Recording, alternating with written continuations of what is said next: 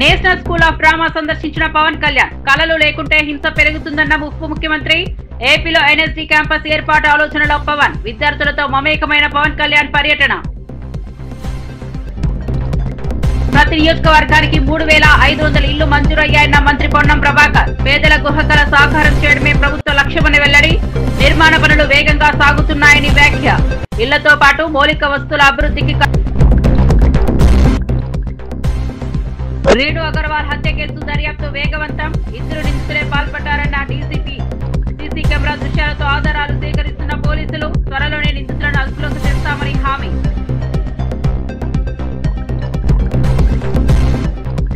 Medical కాలేజీలపై జగన్పై విరుచుకుపడ్డ Anitha. London medicine వేసుకున్నట్లు మాట్లాడుతున్నారని విమర్శ. వైసీపీ హయాంలో ఒక్క కాలేజీ పూర్తి కాలేదని ఆరోపణ. ప్రజాపాలనలో వేగంగా పనులు జరుగుతున్నాయన్న అనిత. ఇక వార్త వివరాల్లోకి వెళ్తే ఉప ముఖ్యమంత్రి పవన్ కళ్యాణ్ ఢిల్లీ పర్యటనలో భాగంగా నేషనల్ స్కూల్ ఆఫ్ డ్రామాను సందర్శించారు. ఈ సందర్భంగా ఆయన విద్యార్థులు, అధ్యాపకులతో మమేకమై అనుభవాలను పంచుకున్నారు. కళలు లేకుంటే సమాజంలో హింస, అశాంతి పెరుగుతాయని వ్యాఖ్యానించారు. తెలుగు సినిమా గ్లోబల్ స్థాయికి చేరుకుందని, ఈ రంగానికి మరింత ప్రోత్సాహం అవసరమని స్పష్టం చేశారు. ఆంధ్రప్రదేశ్ లో national school of drama campus ను ఏర్పాటు చేయాలన్న ఆలోచన ఉన్నట్లు తెలిపారు. ఈ ప్రతిపాదనపై త్వరలోనే ముఖ్యమంత్రి చంద్రబాబుతో చర్చిస్తానని చెప్పారు. భారతీయ సంస్కృతి, సంప్రదాయాలను కళల ద్వారా బలపరచాలని సూచించారు. పవన్ కళ్యాణ్ సందర్శనతో విద్యార్థుల్లో ఉత్సాహం నింపింది.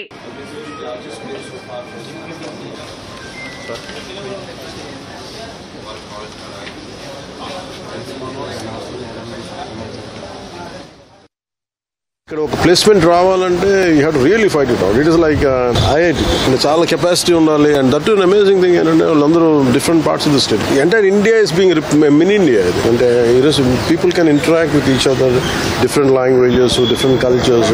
నాకు అది బాగా నచ్చుతుంది ఎన్ఎస్టీలో. నేను యాక్టింగ్ నేర్చుకున్నప్పుడు ఇక్కడ చదివిన, ఇక్కడ చేసిన సత్యానంద్ గారు కొంతకాలం ఉన్నారు ఇక్కడ. సో ఆయన నాకు చెప్తా ఉండాలి ఎన్ఎస్డి గురించి. సో నాకు ఆ ప్యాషన్ ఉండిపోయింది చిన్నప్పటి నుంచి. నేర్చుకున్న ఫార్మేటివ్ ఇయర్స్ నుంచి. It's great experience. ఆంధ్రప్రదేశ్లో ఇట్లాంటి ఇన్స్టిట్యూట్ కోసం ఇంతకుముందు కూడా గతంలో కూడా ఉమ్మడి రాష్ట్ర ప్రభుత్వంలో వచ్చినట్టుంది. నేను ఖచ్చితంగా అది పరిశీలిస్తాను. మనకి తెలుగు సినిమా గ్లోబల్ ఫినామినల్. నేనేం నమ్ముతున్నానంటే art form first primary responsibilities to heal the people. Cinema లేకపోతే కానీ, ఆర్ట్ ఫామ్ లేకపోతే వైలెన్స్, ఆటపాట లేకపోతే వైలెన్స్ పెరిగిపోతుంది. మనుషులకి ఏం అంటే ఆటపాట, ఫైన్ ఆర్ట్స్ ఇవన్నీ ఏంటంటే it is an outlet of our inner turmoil, inner crisis. మేము ప్రత్యేకించి గ్లోబల్ ఫినామినా అయిపోయింది తెలుగు సినిమా. దానికి తగ్గట్టుగా టాలెంట్ కూడా పెరగాలి, కేపబిలిటీస్ పెరగాలంటే ఇప్పుడు చూడండి ఎన్ఎస్డి ఎక్కడెక్కడో మారుమూలల నుంచి they are able to pick. అలాగే మనకి ఆంధ్రప్రదేశ్ నలుమూలల నుంచి, ఇంక్లూడింగ్ ఐ ఫీల్ తెలంగాణ నలుమూలల నుంచి డబ్బు అంటే 70% ఆఫ్ ది స్టూడెంట్స్ అందరూ కూడా ఒక గ్రేట్ బ్యాక్గ్రౌండ్స్, ఆర్థికమైన ఉన్నత స్థితిగతి నుంచి వచ్చిన వారు కాదు ఇక్కడంతా. అలాగే మనకు కూడా తీసుకురమ్మని చెప్తున్నాను కోర్స్ ఒకటి. దానికి కావాల్సిన ల్యాండ్ కూడా నేను ముఖ్యమంత్రి గారితో కూడా మాట్లాడతానని చెప్పాను. Sir I'm going to invite them officially. Andhra Pradesh ప్రభుత్వం తరఫున ఇన్వైట్ చేసి ఒక ఎన్ఎస్డి క్యాంపస్ ఉంటే బాగుంటుంది. విజయవాడ న్యూ రాజరాజేశ్వరిపేటలో డయేరియా బాధితులను మంత్రులు సత్యకుమార్, నారాయణ, ఎంపీ కేసీని చిన్ని పరామర్శించారు. స్థానిక ఆసుపత్రుల్లో చికిత్స పొందుతున్న బాధితులను కలుసుకుని వైద్యుల నుంచి పూర్తి వివరాలు తెలుసుకున్నారు. ప్రస్తుతం పరిస్థితి అదుపులోనే ఉందని వారు స్పష్టం చేశారు. బాధిత కుటుంబాలను ధైర్యం చెప్పిన నేతలు ప్రభుత్వం తరపున అవసరమైన అన్ని రకాల సహాయం అందజేస్తామని హామీ ఇచ్చారు. వ్యాధి వ్యాప్తిని నివారించేందుకు ముందస్తు చర్యలు తీసుకుంటున్నామని పేర్కొన్నారు. వైద్య సిబ్బంది, మున్సిపల్ అధికారులు కలిసి శానిటేషన్ కార్యక్రమాలను మరింత బలోపేతం చేయాలని ఆదేశాలు ఇచ్చారు. ప్రజలు భయపడాల్సిన అవసరం లేదని, శుభ్రతపైన ప్రత్యేక దృష్టి పెట్టాలని సూచించారు.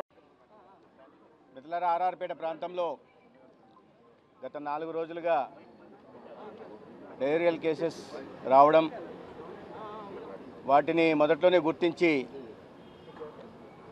జిల్లా కలెక్టర్ని, అదేవిధంగా సంబంధిత వైద్య శాఖ అధికారులను, డిఎంహెచ్ఓని అప్రమత్తం చేయడం, ఇక్కడ స్కూల్లో ఒక క్యాంపును నిర్వహిస్తూ నాణ్యమైన వైద్య సేవలను అందించే ప్రయత్నం ప్రభుత్వం చేస్తూ ఉంది. అయితే గతంలో మొదట్లో 20 నుంచి 30 డయేరియల్ ఎపిసోడ్స్ వస్తూ ఉంటే ప్రభుత్వం తీసుకుంటున్న చర్యల కారణంగా వైద్య శాఖ సిబ్బంది కానీ, జిల్లా యంత్రాంగం తీసుకున్న చర్యల కారణంగా తగ్గుముఖం పడతా ఉంది. ఇవాళకి కూడా కొన్ని కేసులు వస్తున్నాయి. ఇవాళ కూడా ఆ పేషెంట్తో మాట్లాడితే నిన్నటి నుంచి 3 ఎపిసోడ్లు 4 ఎపిసోడ్లు ఈ రకంగా వస్తున్నాయని చెప్పడం జరిగింది. అయితే గత 4 రోజులుగా హౌస్ టు హౌస్ సర్వేలెన్స్ చేయడం, ప్రజల్లో అవగాహన కలిగించే ప్రయత్నం చేయడం, అదేవిధంగా ప్రతి ఇంటికి కూడా డాక్సీ దగ్గర నుంచి ఓఆర్ఎస్లు ఇవ్వడం, అంటే ప్రివెంటివ్ మెజర్స్ కూడా తీసుకోవడం జరుగుతూ ఉంది. ఇంటింటి వీధులలో చాటింపు వేయడం వల్ల ఇక్కడ ఒక క్యాంప్ నడుస్తున్న విషయం కూడా ప్రజలకు తెలియడం, మొదట్లోనే కాస్త కడుపు నొప్పి లేదా 1-2 విరేచనాలు వాంతులు వస్తే వెంటనే ఆసుపత్రికి వస్తున్నారు. ఇప్పటిదాకా మొత్తం 141 కేసులు వచ్చాయి. ఒక 68 కేసుల దాకా యాక్టివ్ కేసులు ఉన్నాయి ఇక్కడ జీజీహెచ్లో, ఇక్కడ క్యాంపులో కూడా. కానీ ఆందోళన చెందాల్సిన అవసరం లేదు.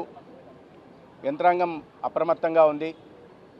ప్రజాపాలన ప్రభుత్వంలో గృహ నిర్మాణ పథకాలకు అత్యంత ప్రాధాన్యతనిస్తూ ప్రతి నియోజకవర్గానికి 3,500 ఇందిరమ్మ ఇళ్లు మంజూరయ్యాయని మంత్రి పొన్నం ప్రభాకర్ తెలిపారు. ఇప్పటికే మంజూరైన ఇళ్లలో చాలా చోట్ల నిర్మాణ పనులు వేగంగా సాగుతున్నాయని ఆయన వివరించారు.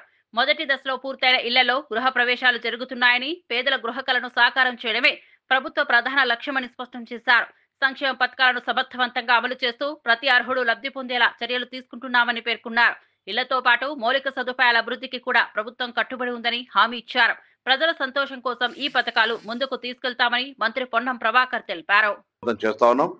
నేను హుస్నాబాద్ నియోజకవర్గాన్ని కానీ తెలంగాణ రాష్ట్రంలో గృహ ఇందిరమ్మ లబ్ధిదారులందరూ నిర్మాణం పనులను వేగవంతం చేసి తొందరగా నిర్మించుకోవాలని కోరుతా ఉన్నాను.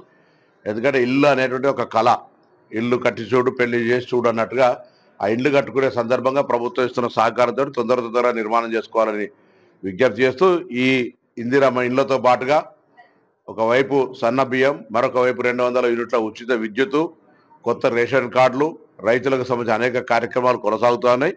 ఇటువంటి సందర్భంలో అందరూ కూడా ప్రభుత్వ కార్యక్రమాలను పథకాలను వినియోగించుకోవాలని సందర్భంగా విజ్ఞప్తి చేస్తున్నాను.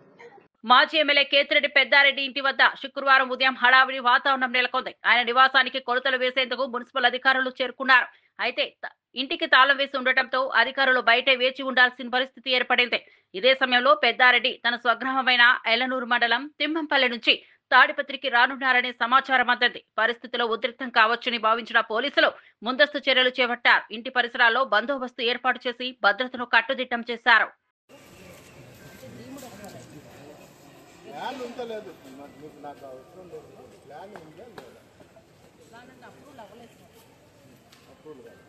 మీరు సర్వే చేసినప్పుడు 1 to 16 సర్వే చేయమని మాకు నోటీస్ చేస్తారు. 1 to 16 సర్వే చేసినప్పుడు క్లియర్గా ప్రతి ఒక్క రిపోర్టు నాకు మీరు అందజేయాలి. ఇప్పుడు మీరు ఏది చెప్పినారో అందరి ముందర నా ఇంటికి ప్లాన్ లేదు అనేది దాన్ని కూడా దాంట్లో కనుకొచ్చు. ప్రతి ఇంటిది కూడా నా ఇంట్లో ఒకటి లేకుండా 1 నుంచి 16 వరకు ఫ్లాట్లు. ఆ 16 ఫ్లాట్లు అయిపోయిన తర్వాత మీ మున్సిపల్ సైట్ కూడా ఎంత ఉందనేది కూడా మీకు ఏమ్మా. కానీ మీరు ఎక్కడి నుండి కలిసినా 2 పక్కల నుండి కలిసారు. అక్కడి నుండి ఒకసారి, ఇక్కడ నుండి ఒకసారి కొలిచి క్లియర్ రిపోర్ట్ అనేది నాకు అవసరం. నాకు రిపోర్ట్ లేదనేది, నా ఇంటికి ప్లాన్ లేదనేది కూడా క్లియర్గా నువ్వు సంతకం పెట్టించుకునే ముందు క్లియర్గా రికార్డెడ్గా మీరు రాసేయండి. నేను దాంట్లో నేను ఏం చేయాలంటే నేను చేస్తే మీరు మిస్టేక్ ఏమని చెప్పింది. నాకైతే అభ్యంతరం ఉండాలి. మళ్ళీ బయటకు పోయినాక ఎక్స్ఎమ్మెల్యే నన్ను అదన్నాడు ఇదన్నాడు అనేది వద్దు. మీకు నాకు ఏం సమస్య లేదు. ఉండే వాళ్ళతో సమస్యలు ఉంటాయి, పోయే వాళ్ళతో పోతాను. నాకైతే అభ్యంతరం లేదు. మీరు ఎట్లన్నా కొలిపేసుకోండి. నువ్వు నాకు ఇప్పుడు ఏం చెప్పినారో ఇంతమంది ముందర నా ఇంటికి ప్లాన్ లేదనేది అది కూడా నువ్వు క్లియర్గా చెప్పాలి. వెరిఫికేషన్ జరగలేదు సార్. డీముడ్ అయితే అయ్యింది. డీముడ్ ప్లాన్ అయ్యింది. దాని మీద వెరిఫికేషన్ అనేది జరగలేదు. అది నాకు సంబంధం లేని విషయం, మీకుండే సంబంధం లేదు.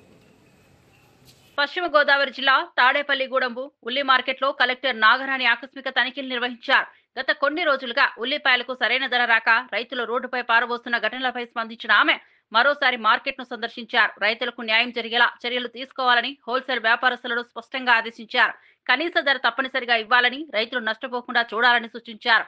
ఇప్పటి వరకు కేవలం 6 రూపాయలకే పలుకుతున్న ఉల్లి ధరను పెంచి కనీసం 9 రూపాయలుగా నిర్ణయించాలని కలెక్టర్ నాగరాణి ఆదేశాలు జారీ చేశారు. రైతుల సమస్యలను అర్థం చేసుకుని ప్రభుత్వం పక్కాగా అండగా నిలుస్తుందని భరోసా ఇచ్చారు.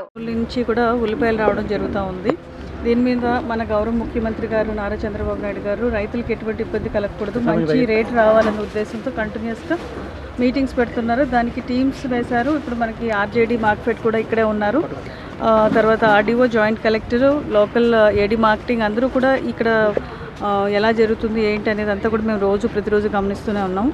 నిన్నటి నుంచి మనకి ఇక్కడ రోజు కూడా వస్తున్నాయి, మనకి డైరెక్ట్గా ఫార్మర్స్ నుంచి వస్తున్నాయి. తర్వాత మార్కెట్ పంపించింది స్టాక్స్ కూడా వస్తూ ఉన్నాయి.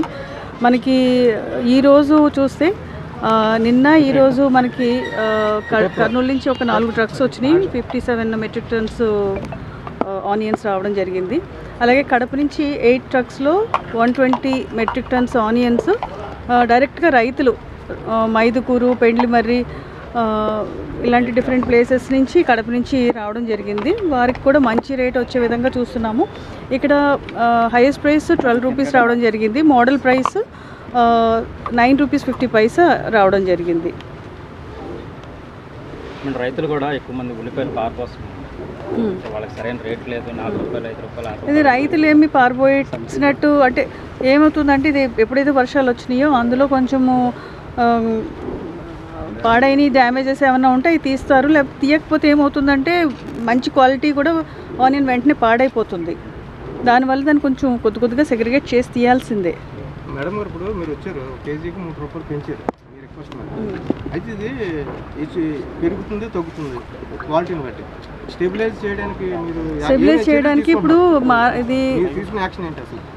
ధరల స్థిరీకరణ చేయడానికి రైతు నష్టపోకుండా ప్రభుత్వం వైపు నుంచి ఎలాంటి జరిగింది? రైతు నష్టపోకూడదని ఈరోజు యంత్రాంగం అంతా కూడా ఇక్కడ మార్కెట్ యార్డ్లోనే ఉన్నామండి. సీఎం గారి సూచనల మేరకు, అగ్రికల్చర్ ప్రిన్సిపల్ సెక్రటరీ గారి సూచనల మేరకు, మినిస్టర్ గారి సూచనల మేరకు ఏం వస్తున్నాయి, ఎలా వస్తున్నాయి, వాళ్ళకి సరైన రేట్ వస్తుందా లేదా, సాధ్యమైనంత వరకు వారు అక్కడ మార్కెట్లో పలికిన రేట్ కంటే వాళ్ళకి ఇంకొంచెం రేట్ వచ్చే విధంగా మేము కృషి చేస్తూ ఉన్నాము. ఆ విధంగా కూడా ఇప్పించడం జరిగింది. హైదరాబాద్ బాలానగర్ ప్రాంతంలో జరిగిన రేణు అగర్వాల్ హత్య కేసు దర్యాప్తు వేగంగా కొనసాగుతోంది. ఈ కేసును 1-2 రోజుల్లో ఛేదిస్తామని బాలానగర్ డీసీపీ సురేష్ కుమార్ ప్రకటించారు. రోషన్, హర్ష అనే 2 యువకులే ఈ హత్యకు పాల్పడ్డారని భావిస్తున్నట్టు తెలిపారు. ఇప్పటికే అనేక ఆధారాలను సేకరించామని, ఘటన స్థల పరిశీలనతో పాటు సీసీ కెమెరా దృశ్యాలను విశ్లేషిస్తున్నామని వెల్లడించారు. అన్ని కోణాల్లో దర్యాప్తు కొనసాగుతుందని స్పష్టం చేశారు. నిందితుల కదలికలను గుర్తించి వారిని త్వరలో అదుపులోకి తీసుకొచ్చేలా చర్యలు జరుగుతున్నాయని తెలిపారు. నిందితులను పట్టుకున్న తరువాత పూర్తి వివరాలు వెల్లడిస్తామని డీసీపీ సురేష్ కుమార్ హామీ ఇచ్చారు. వేరే రకమైన క్లూస్ కూడా ఉన్నాయి, టెక్నికల్ క్లూస్ ఉన్నాయి. అన్ని యాంగిల్స్ అబ్జర్వ్ చేస్తున్నామా, ఉంది. మీరు చెప్పిన యాంగిల్ కూడా ఉంది. సో వాళ్ళిద్దరే కలిసి చేసినట్టుగా మేము అనుకుంటున్నాం. వాళ్ళు దొరికితే కానీ మాకు ఇంకా పూర్తి కన్ఫర్మేషన్ దొరుకుతుంది.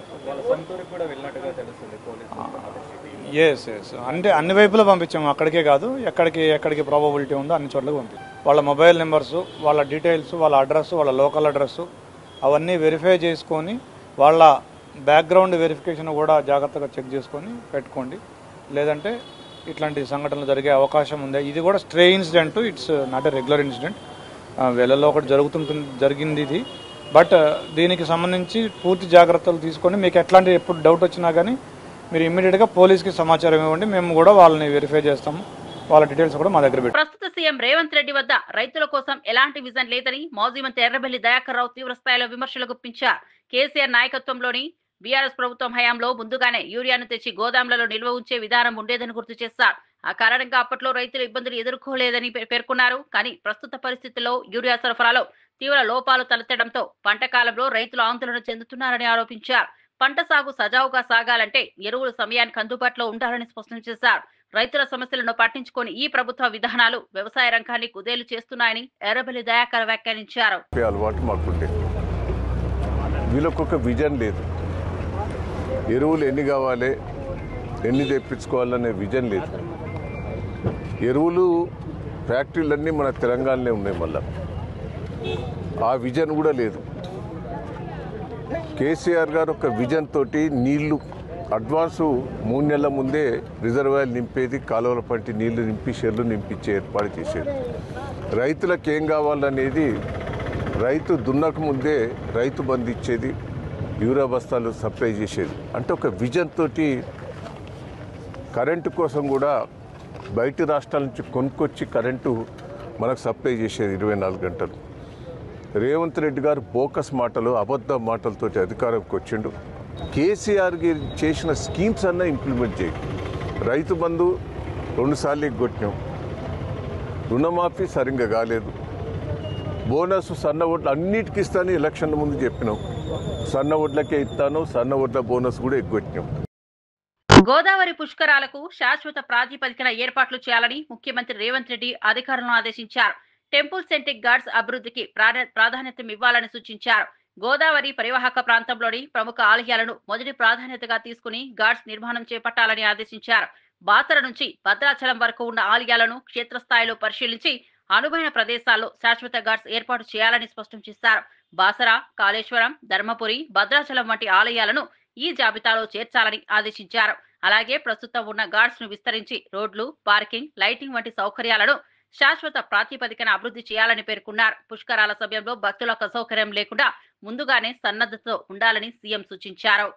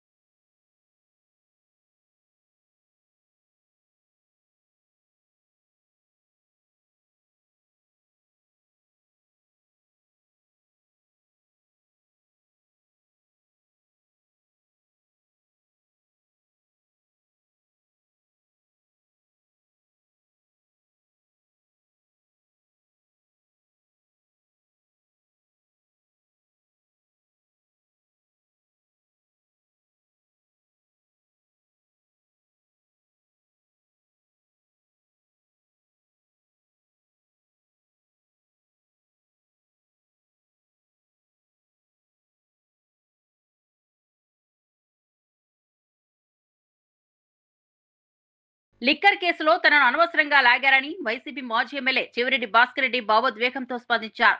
తాను ఎప్పుడు లిక్కర్ జోలికి పోలేదని స్పష్టం చేశారు. చిన్నప్పుడే తన తండ్రి తాగుడు అలవాటు వల్ల తల్లి ఆత్మహత్య చేసుకున్నారని గుర్తు చేశారు. అదే అలవాటు కారణంగా తండ్రి, తమ్ముడు కూడా ప్రాణాలు కోల్పోయారని, ఆ ఘోర సంఘటనలని తన కళ్ళ ముందే జరిగాయని కన్నీటి కళ్ళతో చెప్పారు. అలాంటి పరిస్థితులు ఎదుర్కొన్న తాను మద్యం జోలికి ఎప్పుడూ పోలేదని వివరించారు. అయినప్పటికీ లిక్కర్ కేసులో తన పేరు రావడం, అరెస్టు చేయడం చాలా బాధ కలిగించిందని పేర్కొన్నారు. ఇలాంటి ఆరోపణలు తన వ్యక్తిత్వాన్ని దెబ్బతీస్తాయని చెవిరెడ్డి ఆవేదన వ్యక్తం చేశారు.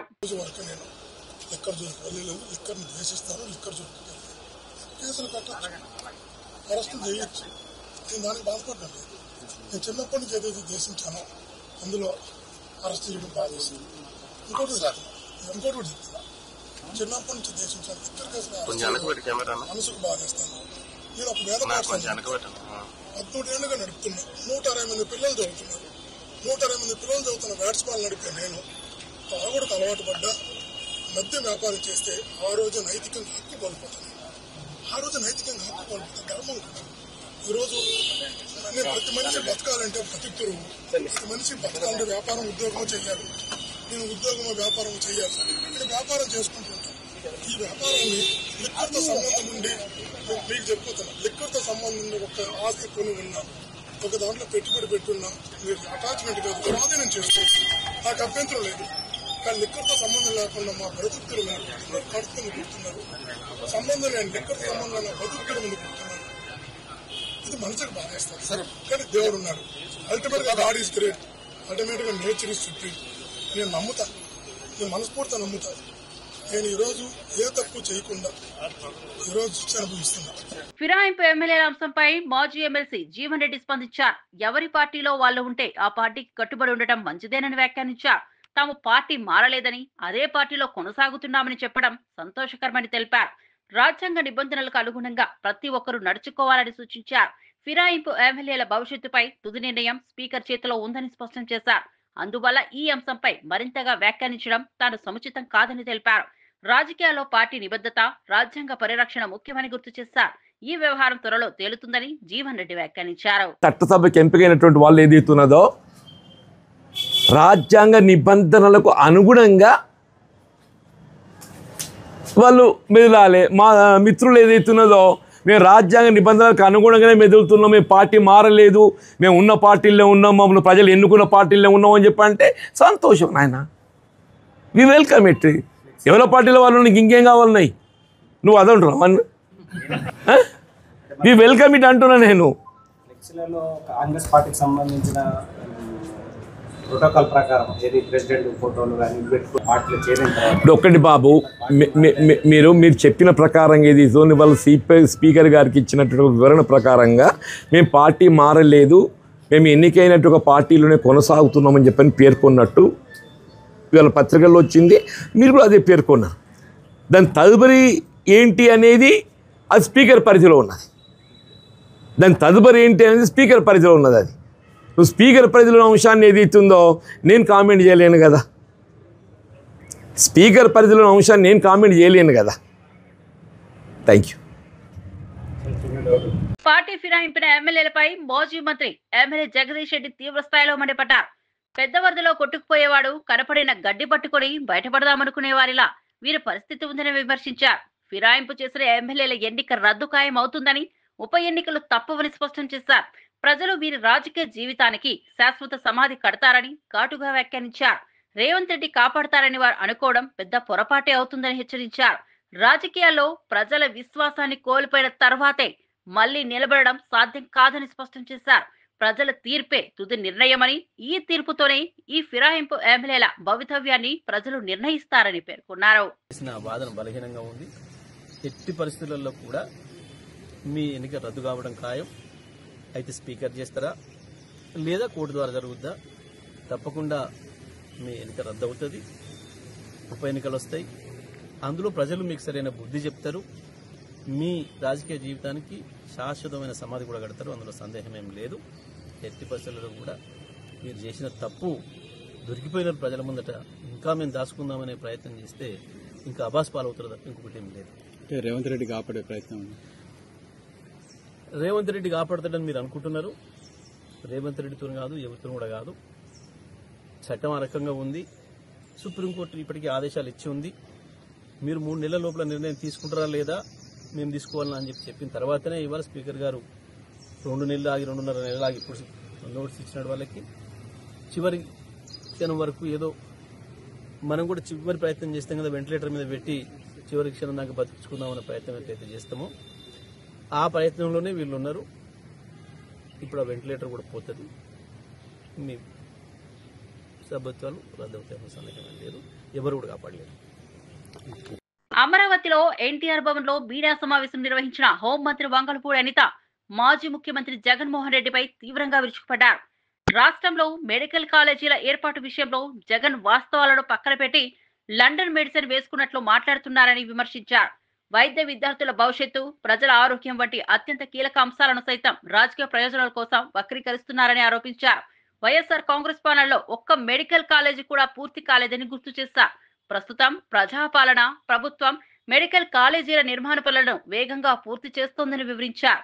ముఖ్యమంత్రి చంద్రబాబు నాయకత్వంలో ఆరోగ్య రంగ అభివృద్ధి పట్ల ప్రభుత్వం కట్టుబడి ఉందని అనిత స్పష్టం చేశారు. ఎన్డీఏ పార్టీ పట్ల, ఎన్డీఏ కూటమి పట్ల నిబద్ధతతో పనిచేస్తున్నామన్న నమ్మకం ప్రజల్లో ఉంది. సో నేను ఈ రోజు కూడా రావడానికి గల ప్రధానమైన కారణం ఏంటంటే, నిన్న మొన్న మీటింగ్లో చూశాను ఒకసారి. ఓవరాల్గా చూస్తూ ఉంటే అతను ఏం మాట్లాడుతున్నాడంటే, అతగాడి హయాంలో సుమారుగా 17 మెడికల్ కాలేజీలు వచ్చేసినాయి. ఈ 17 మెడికల్ కాలేజీలు ఉన్నట ఆ దారంటే వెళ్తుంటే సైడ్కి తిరిగి చూస్తే అక్కడ మెడికల్ కాలేజ్ కనిపిస్తే ఆహా అని చిన్న గ్యాప్ ఇచ్చి ప్రజలందరూ కూడా ఆశ్చర్యపోతున్నారట. అయితే ఆయన అన్న తర్వాత మేము కూడా ఒకసారి చూద్దాం ఈ 17 కాలేజీల్లో ఆహా అనేటంతగా ఎంత ఉన్నదా అని ఒకసారి చూసేసరికి ఒక్కసారి మీరు కూడా ఒకసారి చూడాలి. ఇక్కడ for example Madanapalle medical college అండి. ఇది మదనపల్లి మెడికల్ కాలేజ్కి సంబంధించి ప్రభుత్వ వైద్య కళాశాల బోర్డు అయితే మాత్రమే ఉంది. ఆహా అనడానికి బోర్డు ఉంది. సో ఇక్కడ ఫర్ ఎగ్జాంపుల్ ఇది మెడికల్ కాలేజ్ తాలూకా ప్రాంగణం కట్టడం. ఓకే, ఇక్కడ మనం ఏమనుకోవాలి, ఈ పిల్లర్ ఏమో ల్యాబ్ అనుకోవాలి, ఈ పిల్లర్ ఏమో రీడింగ్ రూమ్ అనుకోవాలి, లేదు అనుకుంటే ఈ పిల్లర్ ఏమో ఒక లైబ్రరీ అనుకోవాలి. అలా అనుకుంటేనే తప్ప ఇది మెడికల్ కాలేజ్ అన్న సంగతి మన ఎవరికి అర్థం కాదు. ఒకసారి మీరే చూద్దరు కానీ ఒకసారి ఇది మదనపల్లి మెడికల్ కాలేజ్. ఇక్కడ చూసి ఆగి ఆహా అనే వాళ్ళు ఎవరైనా ఉన్నారా? మీ బతుకు చెడ అనుకున్న వాళ్ళు ఎవరైనా ఉన్నారా అండి? సారీ టు సే, నేను కొన్ని పదాలు తప్పట్లా.